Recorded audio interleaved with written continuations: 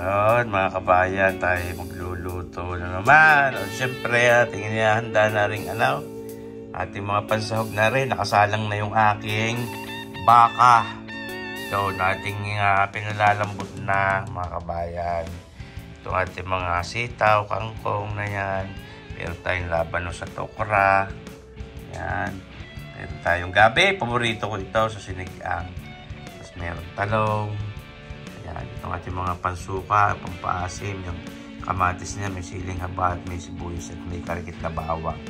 Ating lulutuin mga kabayan ngayon ay sinigang na baka. Kaya matagal ko nang gustong magsigang ng baka ulit.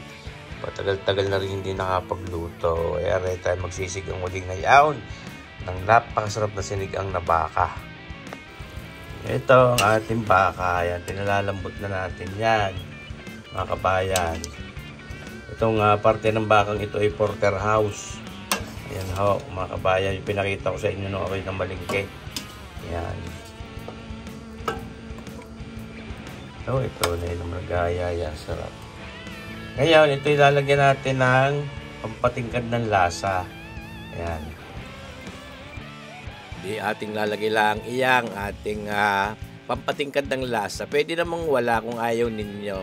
Ay siyempre, para mas matingkad ang lasa ng ating ng ating baka, nilagyan lang natin ng isang pirasong beef broth cube. Yan, optional naman nga kako. Yan ho, lalagyan din natin ng paminta, mga kalahating kutsarita. Yan. Ito yun.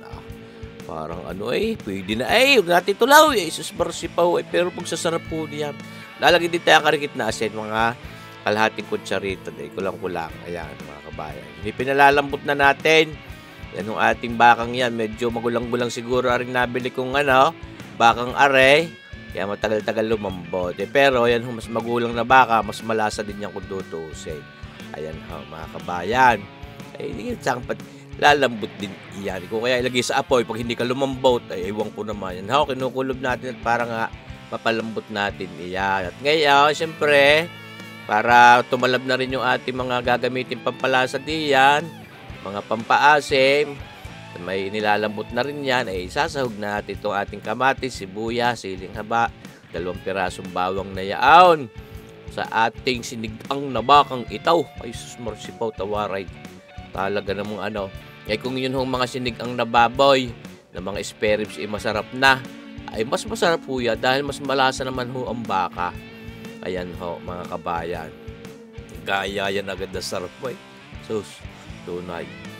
Kagarni naman ang inyong mapapahay sa hapag ng lantakan mapapaigop abaw ka. Duda ko masarap na rin pulutan lalo pag mga hard ang babarikay. Sinahog na rin natin yung talaw. Yung mga talong na yun, saka natin biniak nung ilalahok na. Huwag mo niyang bibiakin yung mga talong pagka hindi pa rin ilalagay. Nangingitim. At ito, ang pampasarap lalo. Paborito ko sa mga sinigang na karning gayaan. Mga sinigang na baboy. Bakang iyan. Itong ating gabi. Napakasarap. Pampalapot din ang karikit ng sabaw.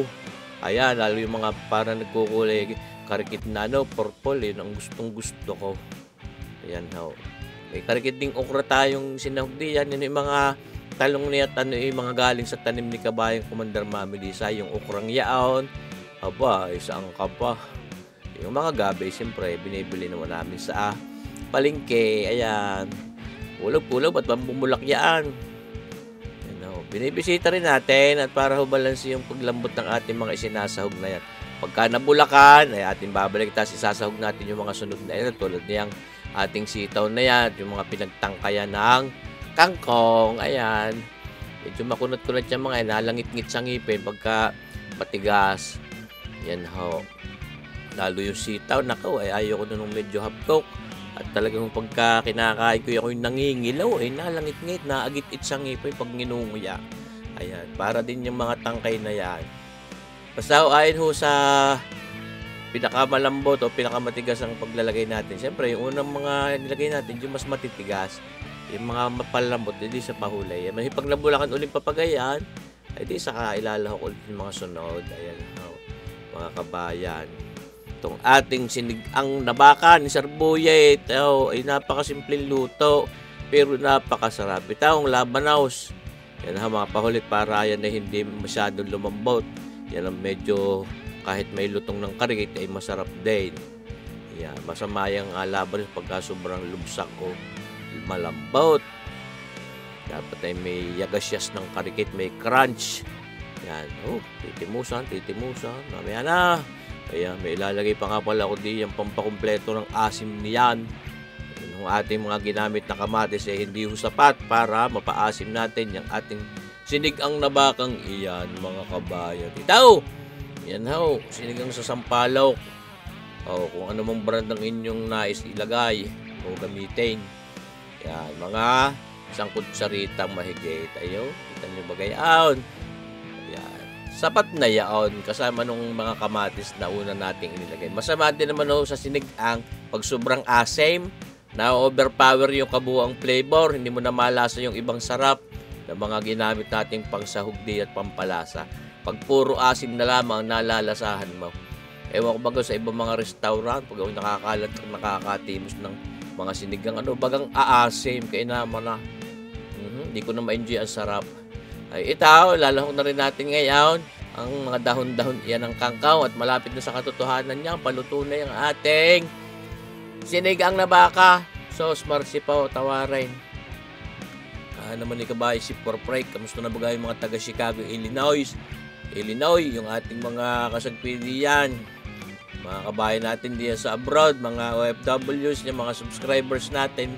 Salamat to sa patuloy niyo panunood. Ayan. Yan ho, ating ginagawa na lang ng karikit na drama yan para makita natin ang sarap niyan.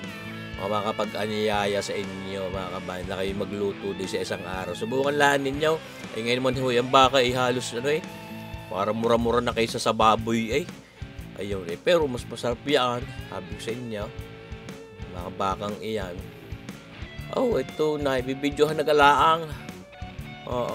Hangu-hanguin mo na yan at may carry over cooking pa yan pagka lumambot yung mga gulay-gulay na yan siyempre, tansyado naman ho natin yan, mga kabayan. Alam naman ho natin ang ating ginagawa diyan sa pagluluto. Yan, pagka kailangan ng hangu, di papatay na ang apoy. Ayan, mga kabayan. Gatsay, ating kakandiin na, pinatay na natin apoy, lalagay na natin sa ating mangkaw. Ayan, sus, marasipaw.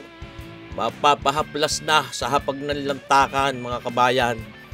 Tunay na masarap na rin. Sakul-sakulin sa kanin at tas igop abaw. Sus. Shout out kabayang Jose Maria Australia sa kanyang wifey na si Basilisa Australia, lagi nag-share ng ating mga videos. Siyempre, at saka sa mga subscribers at mga kaibigan na rin natin. Tita Mali Panganiban, kita mo gaare. Nakalagtakag na rin. Kinakapagbakasyon uli, sabihin mo lahat tayo magluluto ng papagarne. Shout out sa inyo diyan, mga kabayan ko at mga mahal kong subscribers and viewers dito sa ating YouTube channel. Abangan nyo pa rin po, mga kabayan, ng ating mga susunod pang videos.